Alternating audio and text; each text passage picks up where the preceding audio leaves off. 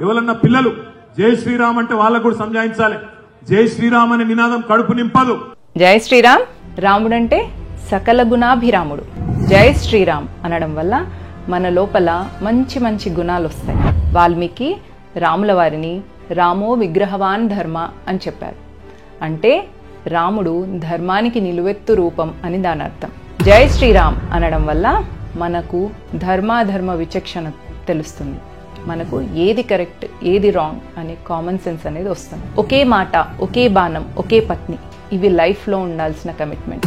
రాముడు పితృవాక్ పరిపాలకుడు, అంటే తల్లిదండ్రుల మాట జవదాటని ఒక మంచి కొడుకు. జై శ్రీరామ్ అనడం వల్ల మనం మన తల్లిదండ్రుల మాట జవదాటకుండా వారి సేవ చేయడానికి ఒక మంచి అవకాశం మనకు వస్తుంది. శబరి ఎంగిల్ పండ్లు తింటూ రాముడు సమరసతను చాటాడు. జై శ్రీరామ్ అనడం వల్ల ప్రతి హిందువు నా బంధువు అనే ప్రజ్ఞ ప్రతి హిందువులో వస్తుంది. హిందూకి ఎక్కడ కష్టం వచ్చినా హిందువులందరినీ ఓన్ చేసుకునే క్వాలిటీస్ మన లోపల వస్తాయి. రాముడు పూర్వభాషి, మితభాషి.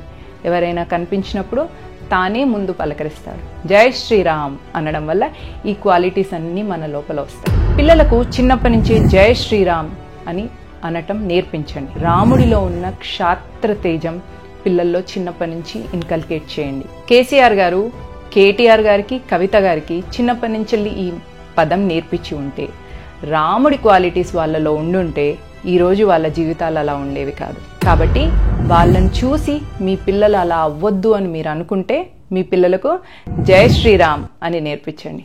జై శ్రీరామ్, జై హింద్, జై భారత్.